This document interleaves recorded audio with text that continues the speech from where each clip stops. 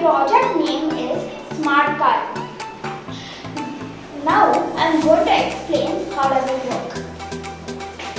So basically, when the right sensor detects something, the red light will be on, and when the left sensor detects something, the green light will be on. This car helps you to prevent accidents.